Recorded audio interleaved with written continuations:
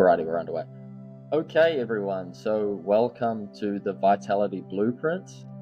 First guest up, we have Nolan Tyro. He's a podcaster, an entrepreneur, and a businessman.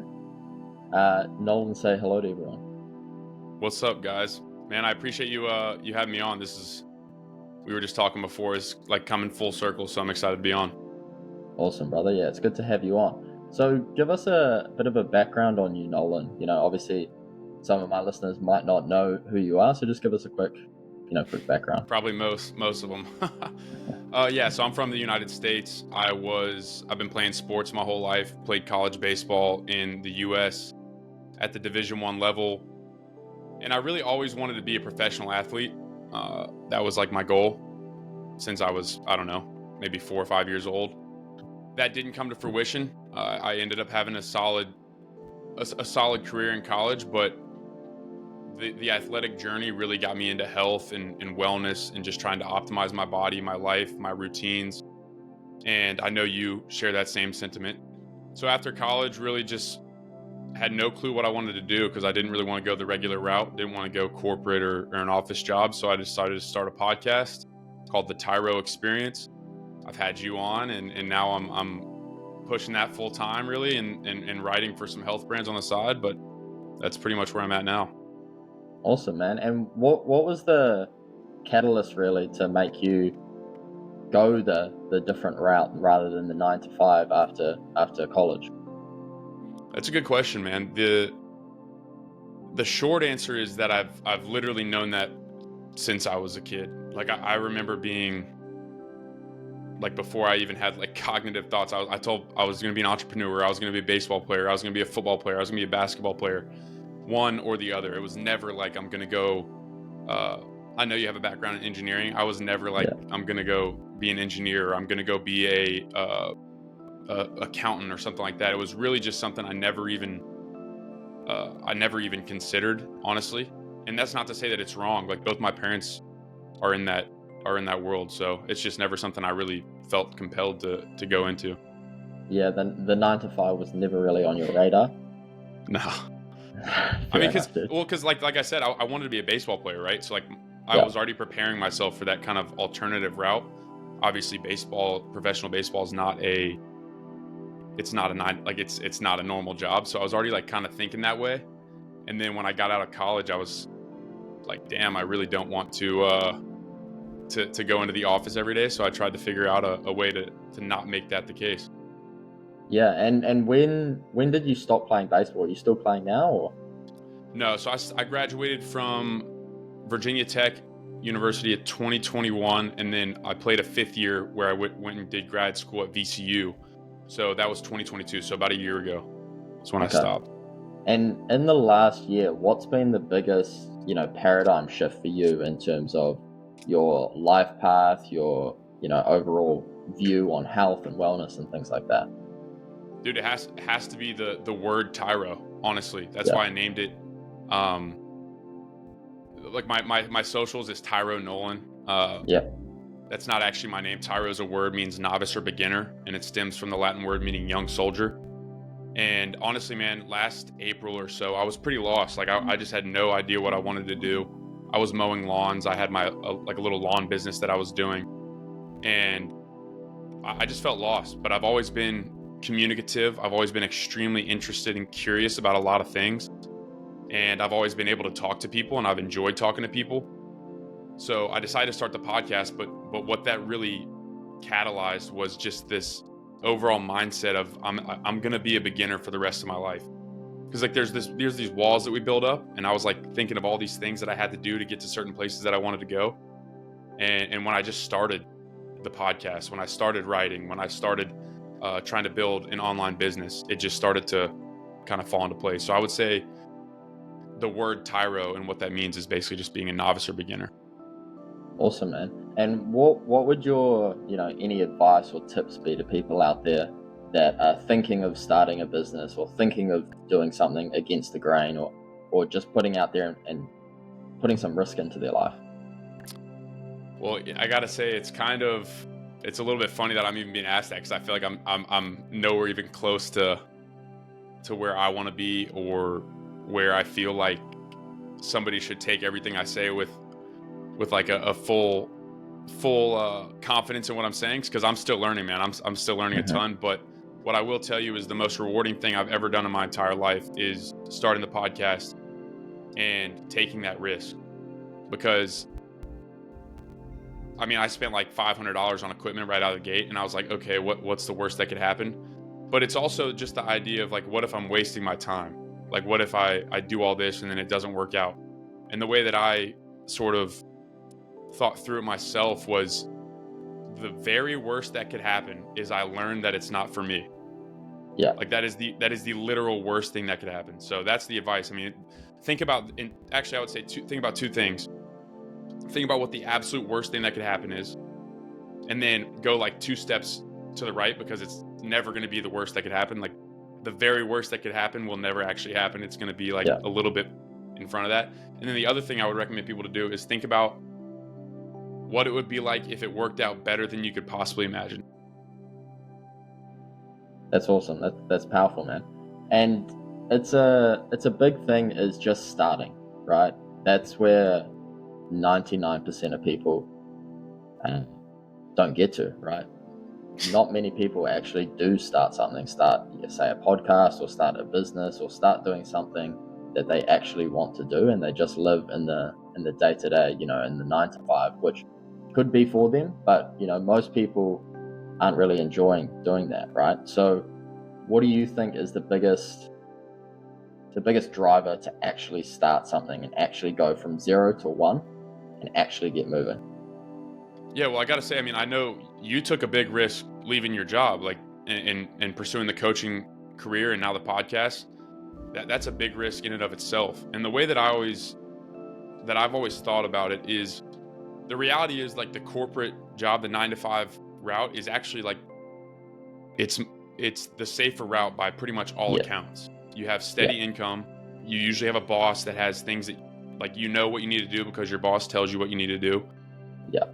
There's a steady paycheck, which is addicting. It legitimately is, for good reason. There's a lot of stability, a lot of structure. So I understand the appeal of it. I really do. I honestly don't even think it's necessarily wrong for everybody. I think there's different temperaments. But for those people that are like the podcast, for example, I have a buddy who started a podcast. He works a regular 9 to 5 job, but he also has a podcast. He just does it on the side, just so he can keep it going, just so he can start something and to see where it goes. So the biggest driver for me is, like, for me personally, I don't want to speak for everybody. The biggest driver for me, staying out of that, the proverbial rat race, it kind of stems from this. There's a book called Sapiens. Have you ever heard of that book? No, I haven't. It's basically about the history of humans, like throughout the entire time humans have existed. Yep. And there's this part about the rat race, and he talks about this guy. It's a fake person, but goes to college, thinks, you know what, I'm going to grind for the next 10 years. I'm going to make money. I'm going to save it all, and I'm going to retire when I'm 35. Fast forward, he meets a girl when he's 27. They get married. They want to buy a house. They buy a house. They want to have kids. They have kids. Now they have 3 kids. They have to buy a bigger house. So they move further away from the city. They move further away from the city. That means they need 2 cars. Now you have a bigger house, 2 cars, vacations, and children. And all these things add up. And then you're 35 years old and you're like, wait a second, now is the worst time to leave the rat race. So all that to say, I figure that I would rather incur the risk early on in my life as a 23, 24, 25-year-old, taking that chance, because I can always fall back on the 9 to 5, right? For sure. Say it's always going to be there. Exactly, right? So I can always fall back on that, but there comes a point where if you have a family, a wife, you have duties and you have responsibilities that need to be taken care of. So that adds to it. So that's a big thing for me is incurring the risk now as opposed to later. For sure, yeah, and definitely while you're younger, you have a lot less people depending on you, right? So you actually have a lot more appetite for risk.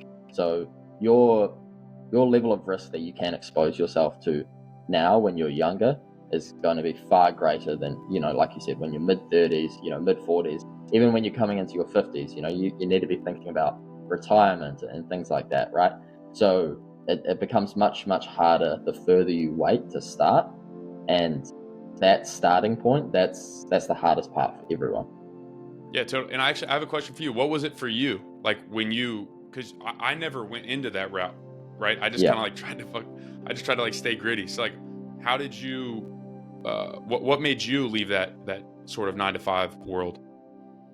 Well, first of all, I'll go into the reason why I went into it. So the reason I went into the 9 to 5 sort of world is because I didn't really have any sort of direction, right? I just was told engineering's good, you make good money, it's a safe job, so that's the way I went. And I didn't really think about, the long-term consequences and extrapolate that out, what that life would look like for me in 10 years time, 20 years time, etc. And I just went into it like that. And then as I was working in that environment and the people that I was around, you get talking to these guys and the life is sort of out of their eyes, and they're just looking forward to the weekend. They're not actually enjoying what they're doing. There's no real passion in their spirit, and I could see me staying in that role. I would more than likely end up like that. So I knew I had to do something different. And I knew, my passion isn't engineering. My passion is health and fitness and helping people and learning new things, right? So I knew I had to remove myself from that environment so that I could, flourish and could do something I'm actually passionate about and want to put the extra work into and actually find a purpose to what I'm doing. And that was the real catalyst to me actually getting out of that, that 9 to 5 and actually pursuing something I am passionate about. Yeah, and you said like the guys that kind of have like the eyes, like they've like lost the life out of their eyes. I totally know what Yeah. you're talking about, man. And it's even I've experienced it with some people that I know from home. Like, so I grew up in Atlanta, but I went to school out of state, and so I kind of lost touch with most of my high school friends. And sometimes when I come home, I'll see them and just hang out with them. And there is this element of like, do whatever they can to get through Monday through Friday. Yep. And then Friday evening, their life like actually starts, and then they get that life in their eyes because they can go out, and then Saturday they go out and drink, and then Sunday they recover, and then they do the same thing over and over again. And I just, dude, that just seems miserable to me, man. I'm gonna be honest. Like, I want to wake up as many days of my life as I possibly can with the life in my eyes. I don't want to wait till Saturday and Sunday. 100%, man. Yeah, and it's almost a disservice to yourself to let yourself be trapped like that. If that's something that you do enjoy doing, like we said, some people, the stability and the low risk and the enjoyment of that 9 to 5, that's fine. But for most people that I know personally, is like you said, they're living for the weekend. They're only living 2 days a week, and then the rest of the days they're, working a job they don't like for a boss they don't like, doing things, repetitive tasks all day that they could just spend that energy towards something productive for their benefit in the long run, right? But everyone's very, very focused on getting a reward straight away. So working this week and I'm going to get a paycheck next week, right? Whereas say with your podcast or say with starting a business or starting something like that, the cause and effect isn't immediate. So you're going to start working on, say, the business or the podcast, and you're not going to see an effect from that until a lot further down the line. And those causes compound over time. So the more you do early, the better the reward is going to be long term. And most people can't identify that long time frame cause and effect ratio from starting something on their own, right? It's the exact same in the gym, right? So you go to the gym, you're not going to lift weights one day and wake up as Arnold the next day, right? It's going to take 10, 15 years of it's gonna take like 2 weeks at least. Yeah, at least 2 weeks, right? It's gonna take the accelerator program. That's what it's gonna take. Just 12 weeks, 12 quick weeks, and that's all it will take. But right, so it's going to take a long amount of time to actually get to that result. And most people want a instant gratification from what they're doing. That's why you see things like Netflix, TikTok, pornography, all these sort of things are huge right now because they give you instant gratification the moment you're on it, right? Whereas a lot of people are struggling with actually working for the long term and for the longer term benefit and investing in their future self rather than investing in right now. Basically, how I like to put it is you're stealing happiness from your future self for right now. So you can think about it as like drinking out on the weekends. So you go out, you have a few drinks, and you're having a great time. The next day on Sunday, you're feeling horrible, right? You don't feel very good. You're not very productive. You don't want to go train. You don't want to go outside. You just want to curl up and watch Netflix all day, right? What you've done is you've concentrated that whole Sundays, maybe even Monday, happiness and productivity, and you've concentrated it into Saturday night. And you've basically stolen that happiness from the future version of yourself. Yeah, that's an interesting way to look at it. And I think it is pretty crazy if you think about all the things that plague society nowadays, whether it be super processed food that are really sugary and really palatable, Netflix or unlimited streaming TV, pornography, TikTok, YouTube, dating apps, even like all these things. It's all about like, I need to get this. And it's always, every single time, it's a less potent version of the full thing. So like say, like a sugary food, right? Like if I eat a sugary food right now, it's not even close to how good like a really well prepared, nourishing meal would be, but it happens way quicker. I can just go downstairs and grab a cookie. I don't have to spend time going shopping and buying and spending more money and then cooking the food. Same thing with pornography, same thing with dating apps. So I think it's an attack on our gratification. It's an attack on how long we can prolong it.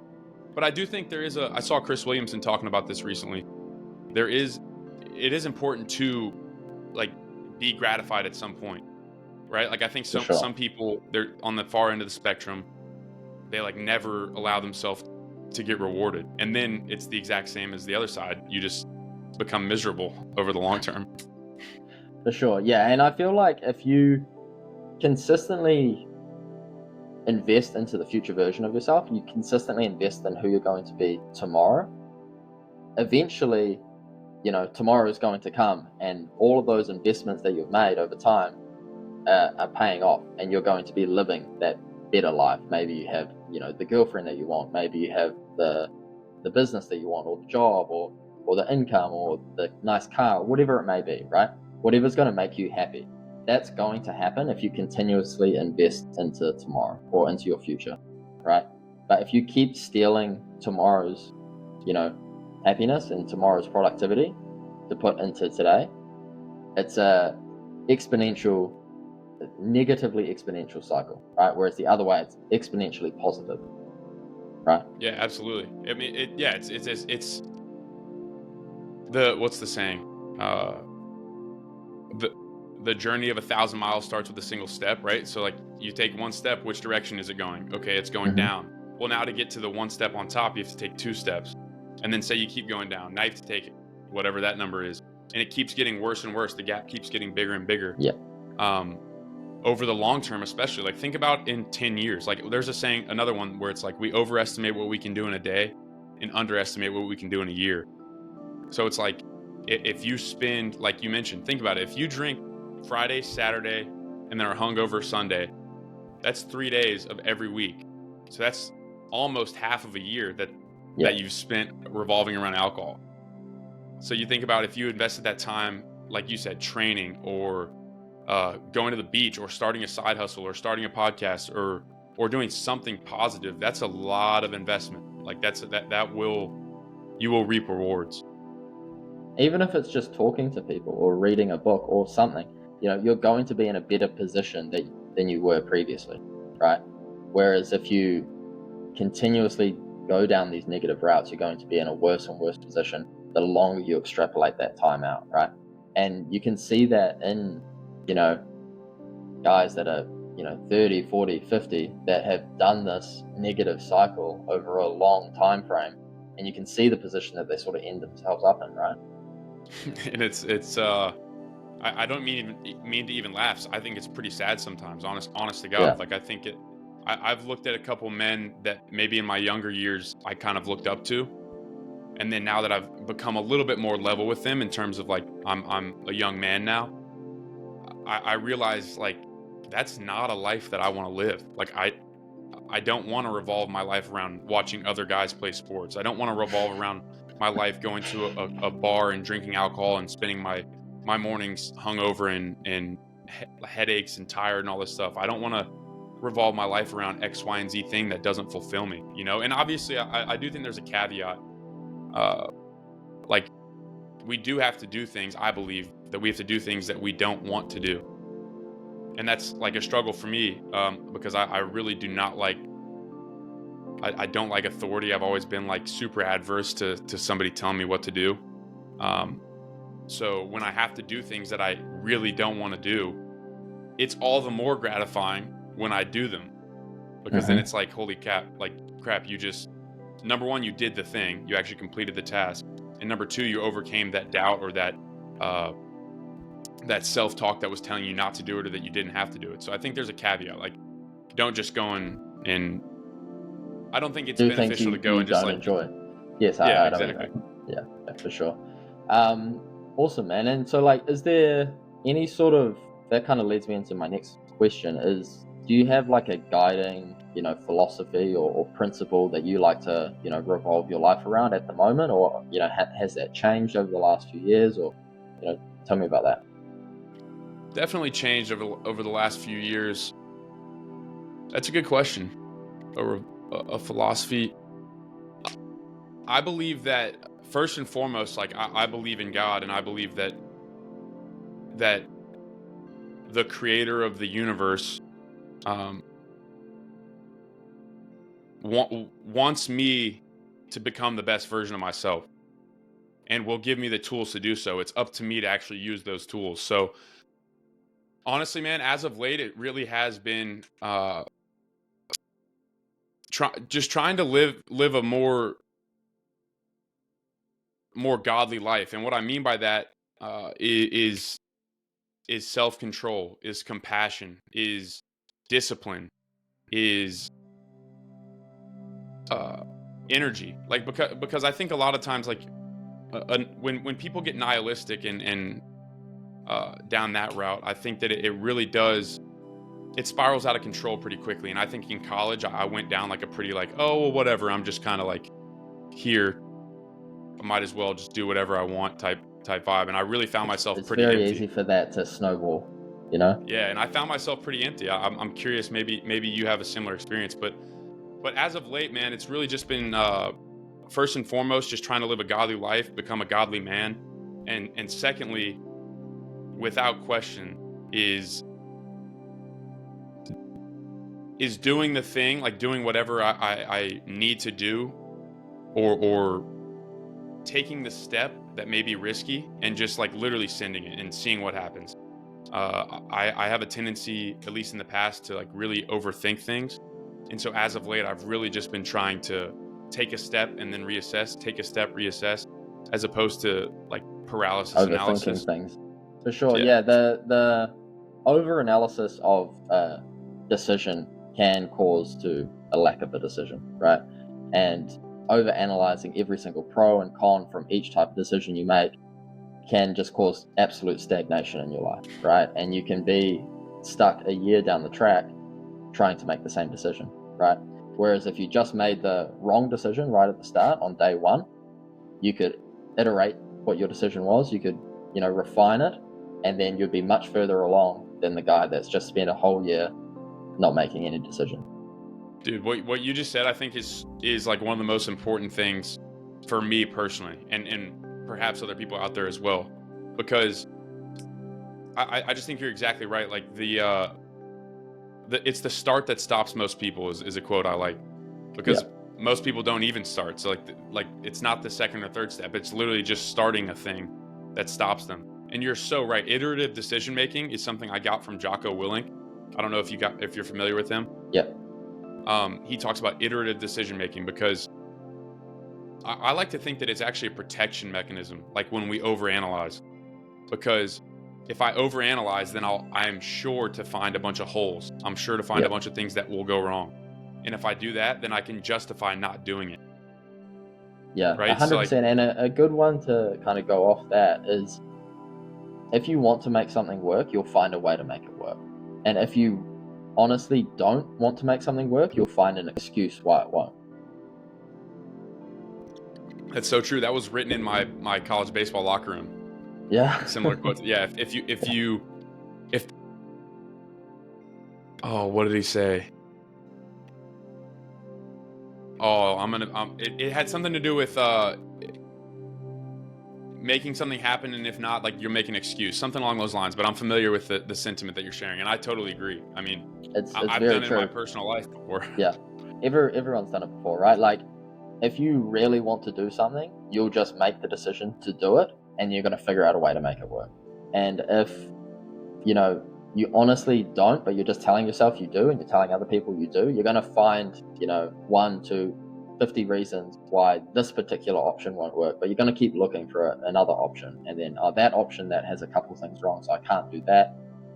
Every option's going to have 1 or 2 things that's not ideal, right? But like we said before, the person that is trying to find the absolute perfect scenario is going to be waiting forever before they find that perfect scenario, right? Rather than the person that just, figures out one thing. Okay, it's not perfect, but it'll do for now, and then they can iterate that process as they go through. Dude, that's so spot on. Matthew McConaughey has in his book, he talks about ready, fire, aim. So it's instead of ready, aim, fire, it's literally ready, fire, aim. And I think that's so true, man.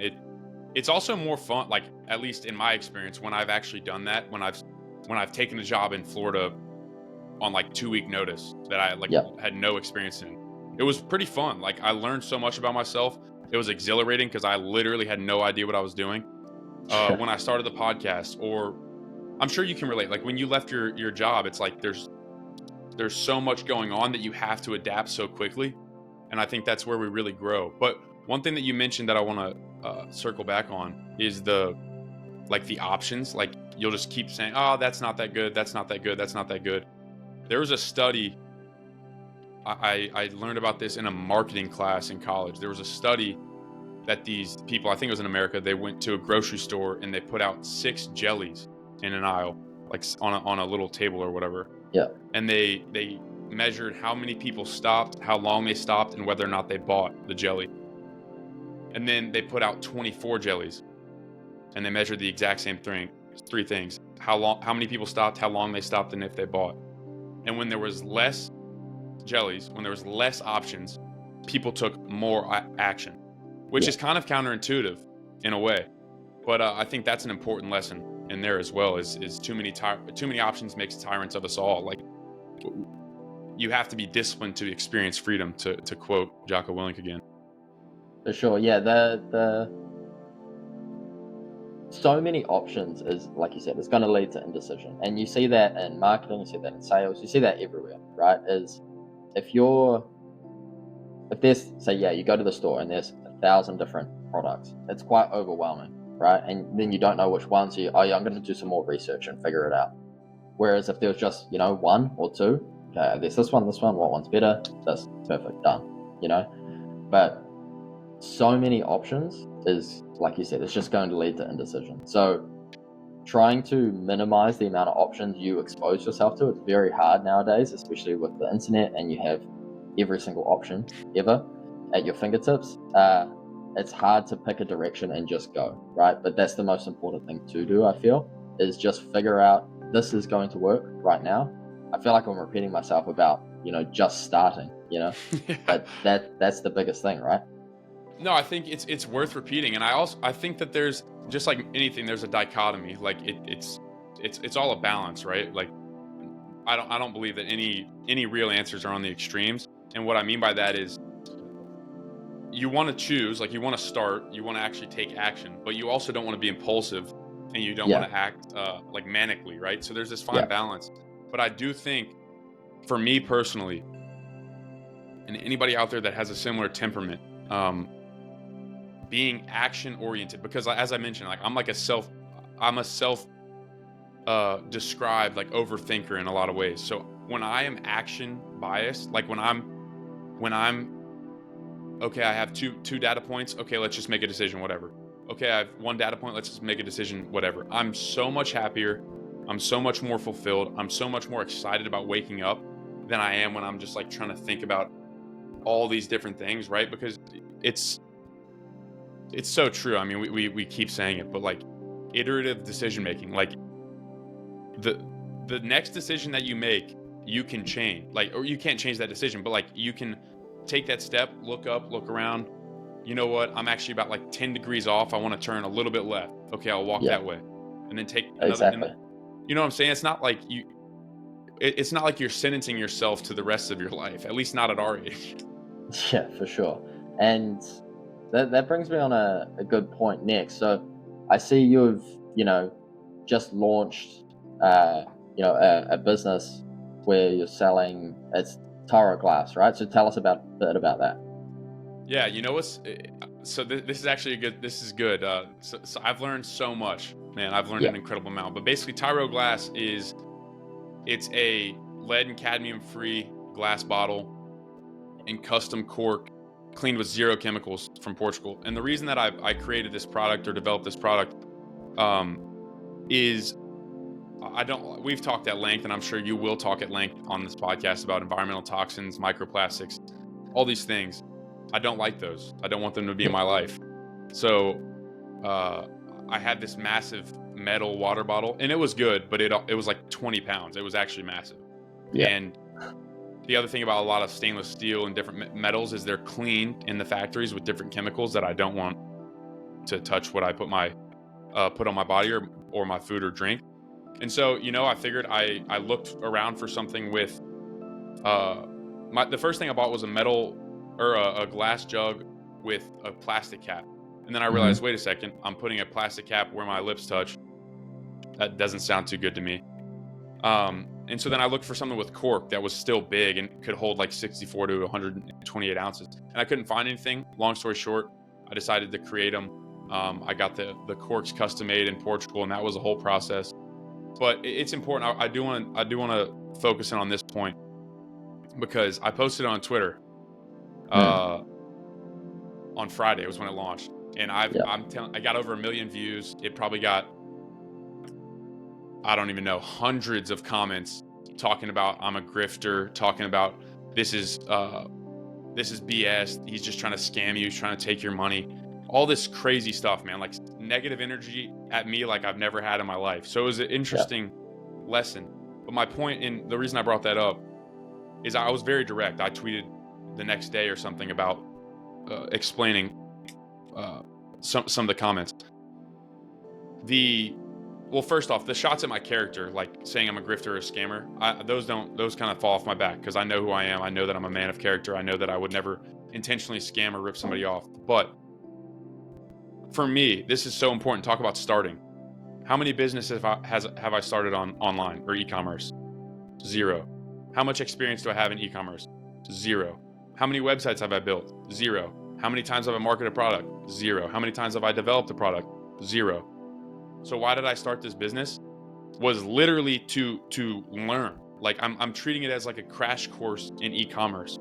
And there's literally a 0% chance on this endeavor that I make any type of money that's gonna change my life or even my month. But it's already paid dividends because I've learned an incredible amount about all those things. And the reason I bring that up again is that I have 0 experience. So like I probably made 15, 20, 30, 40 mistakes already, and I'm gonna make more and more and more. But I'm gonna be able to learn from that. And then the second time I drop a product or the second brand I create is gonna be so much better for that. And then the third, fourth iteration 100%. As well. So yeah, that's how it's going. These lessons would have never been learned unless you started, right? And unless you just took that risk and put yourself out there, right? Because you're never going to get ridiculed or anything like this if you never put yourself out there, right? If you're a anonymous, person, you have a anime profile picture, you're not going to get any attacks on your character if you never put yourself out there, right? So, I feel like I know you pretty well. you're a good guy, of good character, and I don't feel like you would intentionally, try to do anything like that. And I feel like it is a good product, Yeah, the reason they were saying that I was grifting or scamming because it's priced at $42, and people were showing bottles that you could buy on Amazon or like other wholesalers for like way cheaper. And I went on to explain why that is. The fact that the corks are actually more expensive than the bottle. In every package there's 2 corks. There's also a coconut husk, plastic-free bottle cleaner. Yeah. And all these different things. So there's different expenses, but that's honestly beside the point. You're exactly right in saying that these lessons I would never learn, right? Because this is kind of the theme thus far in the conversation is just starting. Yeah. Like what I really did, I promise you, I do this now with pretty much everything. Before I actually decided, for me, the burning the boats was ordering the corks, because I had to order 1,000 corks for the minimum order quantity. Yeah. And I'm not going to sell anywhere close to 1,000, at least not very soon. So I had to spend this money that over the long term might pay off, but in the short term is a pretty bad investment.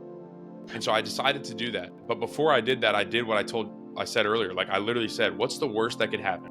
Okay.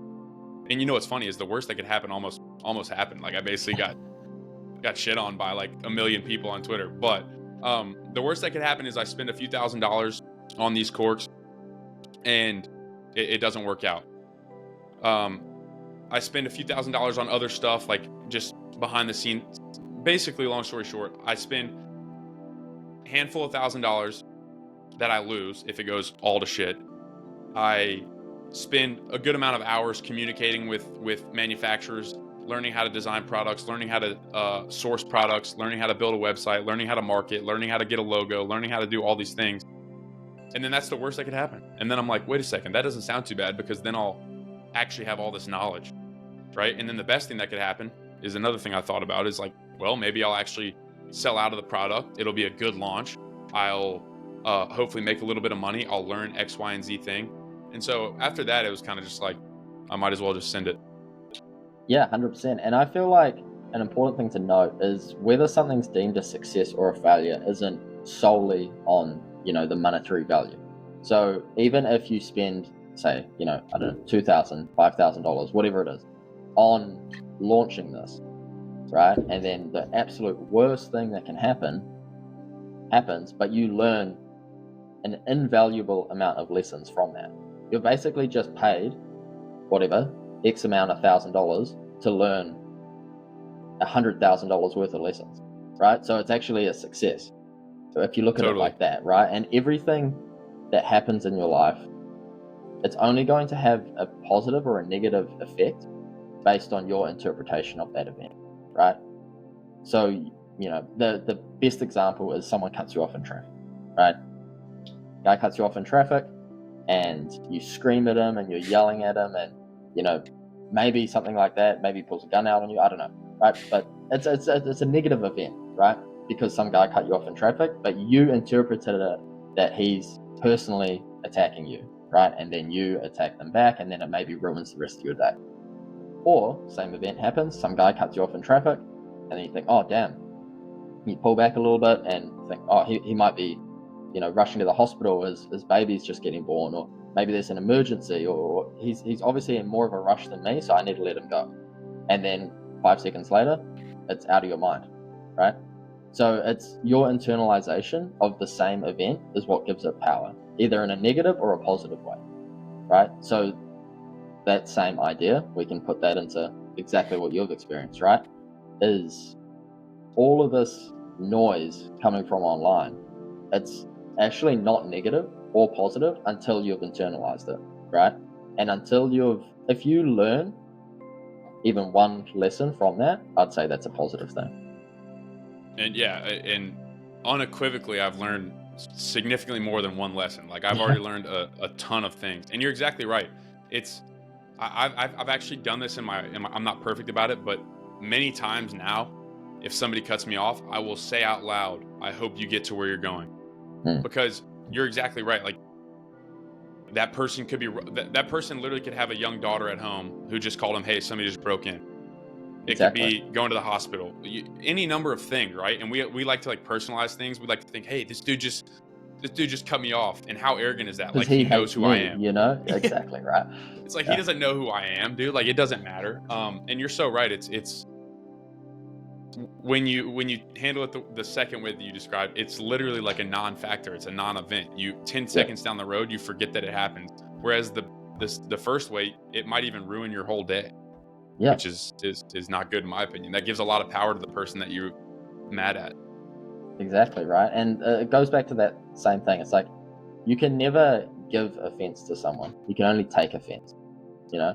So if someone says something offensive to you, it's your response to those words that are going to give it power, right? I love that. That's awesome. If you take offense, that's on you, right? Not on the person giving the offense.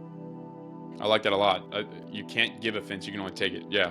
I think that's so true. Because if we take it personally, have you ever read the 4 Agreements? No, I have not. That's a really, really good, very short book. It's like it'll literally take you like less than a week. The 4 Agreements are: be impeccable with your word, always do your best, don't make assumptions, and don't take anything personally is one of them. And it's exactly right. It's anything that happens to you is actually a result of from another person, is a result of that person projecting something onto you. So take that not personally, take it as it is, and then do with it as you please. Like you said, it doesn't have to be negative or positive. It can just be whatever, neutral. So walk me through, man. What's the biggest lessons, or maybe like the 2 or 3 biggest takeaways, since Friday when you launched this product? Oof. So the biggest takeaway that I learned and that I've internalized and I wrote about is I have zero interest in being friends with everyone. Zero. It does not appeal to me. It's of zero interest to me to be friends or even positively acquainted with everyone. Because I truly believe a man with no enemies has no real friends. I really do believe that. And what it showed me, unironically, is most of the people that commented were anonymous accounts, right? Most of the people that supported me and supported the launch and supported the product and were friendly and good friends with me were not anonymous, A, and B, were people that I had already known, right? So like these people I already have relationships with. I already have invested my time, energy, and life into these people, and they've done it to me. And those were the people that supported me. So the number one lesson is it's entirely okay. In fact, I think it's a good thing to have enemies. That being said, don't go actively. I have no interest in going and actively creating enemies. Trying to find, yeah, exactly. I don't want to go make enemies with everybody, but enemies will come if you put yourself in the arena, right? Like if you put yourself in the arena, you have an opponent. But if you're sitting in the stands, there is no opponent. Is it right? Like so. Exactly. That's the biggest lesson. Putting yourself in the arena will garner an opponent or an enemy. The second is, this is going to sound so cliche and like we've been talking about already, but if you just start, like I mentioned this on Twitter and just now, like I have zero experience. Like I want to make that so abundantly clear. I have no experience on e-commerce. This is the first website I've built, all these things I already mentioned. I've never sourced a product. I've never designed a product. I never got something custom made from a manufacturer. I've never dealt with that interaction. Literally nothing. I've never launched a product. But in my head, like I made the decision. I was like, okay, well, if I want to learn how to do these things, I can take a course, but there's a ceiling on that. There's a ceiling on how much experience I get. So I was like, I might as well find a way to actually test this in the real life market economic situation. And so the second lesson is to just start, like to literally just try. It sounds so cliche, but it really is important. It's so true. And that's the best type of experience you can get, right? A great analogy for this is who's better at shooting a basketball, right? The guy that reads 1,000 books on how to shoot a basketball, or the guy that actually goes out there and shoots a basketball 1,000 times, obviously the guy who shoots 1,000 times. That's a great analogy. Exactly. Right. So the experience from actually doing something and actually doing the practical application of it, because quite often it's slightly different in the real world than it is in the theory, right? So, the academic types are all in on the theory and they just hyper focus on that without actually seeing what does actually work in the real world, right? So I feel like there is a fine balance. Obviously, you need to know some sort of theory of what you're doing, so you can actually pick some sort of direction that's somewhat correct. But like we said, obviously, I don't know how many times now, is you just need to pick that direction. At least it's in the general right way. You're going to be fine, right? And then you can shoot that basketball 5 times, and then say, "Oh, I need to slightly stand back a bit." Then you shoot another 5 times, and then you keep iterating that process until you're shooting the basketball and you're getting it in, 9 times out of 10. Yeah, this is honestly a thought that I've literally just had for the first time. So forgive me if it doesn't come out very articulately or elegantly. But this is a Nolan original thought right here. Yeah, straight. No, honestly, I literally just thought about it. So we're gonna see how it comes out. But you have to test and assess. So the academic type only assesses, and then there's no test for what he's assessing. There's no real world application. If you only test, then you're leaving so much of your potential up in the wind. It's gone because you're not assessing what you're doing. So just as with everything, there's this dichotomy, and operating in that dichotomy is like the challenge of life. It's like, okay, you have to test what you learn. You have to test what you know by shooting the basketball, but you're exactly right. Let's add a third person to that. The person who reads 1,000 books on how to shoot a basketball, the person that shoots 1,000 basketballs, or the person that shoots 1,000 basketballs and then reads 10 books on how to shoot a basketball. I would argue that he's going to be ahead of all of them because he's doing, he's doing both at the same time. So yeah, I think that's exactly right, and that's a great analogy. Yeah, awesome, man. And what do you sort of have coming up, you feel like, in the future? So you've had, obviously we've launched the product, and I feel like that's a very successful launch. Like last time I saw it was like 100, like 1,100,000 something impressions, right? Yeah. If you were doing, paid advertising for that, that's a pretty penny for that many eyeballs on your product, right? So all organically is pretty amazing, I think. And I'd say it's a pretty successful launch. Like you just got to make some lessons. Twitter people mad. That's all you got to do. The new marketing tactic just dropped. Yeah, just make people mad. Yeah, but the question's what's next? Yeah, so what's sort of next for you?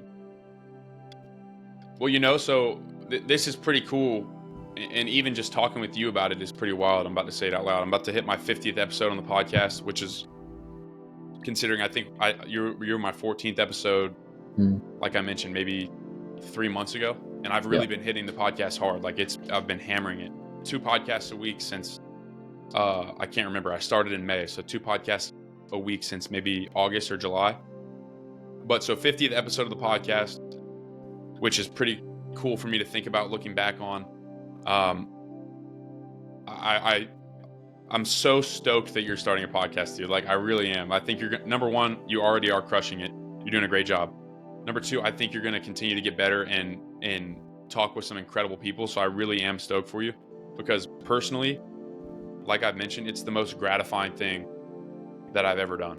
Because when you get done with a conversation where you've really invested in the other person and the other person has invested in you, and you've both learned, you've both articulated and delineated your thoughts, you just feel on top of the world. I really am excited for you. So podcast for me, I'm going to keep hammering at that, keep trying to get more and more interesting guests. Hopefully at some point come down and see you and my buddy Bo in Australia, in Perth, awesome. And get round 2 in. Tyro Glass, going to keep hammering on that. Going to start working on a version 2 and maybe another e-commerce endeavor in the same sort of arena. And then other than that, just training and writing pretty much. So I write, my quote full-time job is writing for some health brands. But actually, you know what? I want to take something back, because you just reminded me of this. You talked about financial losses and gains other places. Yeah. The podcast is a perfect example of that, man. Yeah. Because I don't know if you're expecting to get monetized soon, but I would curb your No, I don't expectations think if you are, so. because it's very tough to get monetized at like a legitimate level. Yeah. And so that being said, like I've spent thousands, like thousands and thousands of dollars on studio time, equipment, lights, recorders, multiple mics, multiple boom arms, all these things. Like I've spent a lot of money on a new laptop. So technically, from a financial perspective, I am at a negative investment. Yeah. If you asked me to do this 10 times, I would do it 10 times over. Yeah. The perfect example is me and you connecting. Like I wouldn't know you, I wouldn't connect with you, I wouldn't have a friend in Australia doing cool things like you're doing if I didn't have this podcast. And there's so many other examples. But so that was a little bit of a tangent. But yeah, I think I wanted to hark on that point that like financial losses don't mean overall losses. In fact, many times up front, you have to incur financial losses to make gains elsewhere, and then ultimately financial gains down the line. 100%. Yeah, it's the value you get from just talking to people, you know, and you're no longer constricted to your geographical location, right? You know, you can talk to people in your town and things like that, which is great. But with, you know, online and with, you know, your podcast, you can talk to people from all walks of life anywhere in the world. As long as they speak English, you're all right, you know? Yeah, that's true. I can't speak any other languages, so that's a good point. No, neither. I'm still learning English. Walk me through your podcast is going pretty awesome at the moment, man. And walk me through like how you pick your guests and, you know, how you get guests on board and things like that. So the first thing about that, this is going to sound a little odd, but it's much like approaching women, I think, because it's really just rejection tolerance in general. Because one thing that I built up at the beginning is, okay, why would I start a podcast? Who the heck's going to want to talk to me? Why would this person say yes to talking to me? I would say my overall success rate has been 90%. Honest, like the vast majority of people that I've asked have said yes. And so that's the first step, is I literally just ask. Like I have a spreadsheet that I have these names. I'm like, have I asked them? Yes. Did they answer? Yes. No. Okay. Reach out again, blah, blah, blah. So the first thing I do is just ask. Like some of the guests that I've gotten on, dude, I've sent them DMs on Instagram and Twitter, and then have gone to their website and looked up, like, you know, the contact forms on websites, putting your email. I've literally, this is for like therapy. One of them was a therapist. I literally sent in like a message box for therapy. And I said, hey, I have a podcast. Would you like to be on my podcast? And he came on my podcast. So it's basically just finding a way to make that point of contact. And then literally just keep trying. I just keep trying. But in terms of the actual people, my podcast is very broad. Like I don't have a niche per se. I've talked with special operations soldiers, people like yourself in the health and wellness space, doctors, jiu-jitsu people, therapists, other entrepreneurs. Like it's very broad. So I really just go off my intuition and who I want to talk to. I have no interest in talking for 2 hours with somebody I don't want to talk to, right? Like I don't want it to be a chore. So that's another thing. I would say, firstly, just literally asking people, because also another thing, the more likely, like, so say I had you on the podcast, you said yes. I'm now exposed at least to a little bit of your network, because now if you have a friend that says, hey, I want to go on podcast, I'm doing X, Y, and Z, you might hit me up and say, hey, I have a friend who's doing cool things. Would you be interested? And then it's that spiderweb effect. So it's, you just got to ask and then keep asking and keep asking. For sure. No, that's awesome, man. Well, I feel like it's been a pretty good conversation so far. Might have to wrap that one up there, but I feel like it's been awesome and learned a bunch from you today. And I feel like, you know, we've kind of hammered home the point of just start on whatever your dream or your purpose might be, you feel like, and you can iterate that process as you go. You don't have to have it 100% perfect right at the get-go. No one does, right? So just pick some sort of direction. What do you feel like you want to do? Head in that direction, and then change and iterate as you go. Totally, man. Well, I appreciate you having me on, man. This has been a great conversation. I think you're gonna crush it, man. You're gonna absolutely kill it. I'm super stoked for you. Seems like you're crushing it in the coaching space and all that stuff. So excited for you. I appreciate having me on, and I'm looking forward to doing this in person sometime. Awesome, brother. I appreciate that. Just quickly shout out your Instagram and your Twitter handles. Yeah, so you can find me Tyro Nolan, TYRONOLAN on Twitter, Instagram, YouTube, and the podcast is called The Tyro Experience. It's available Perfect, everywhere. brother. Awesome. Episode 14 with you. Yeah, man. All right. Good luck for the 50th episode, and we'll chat soon, bro. Thanks, brother. Peace.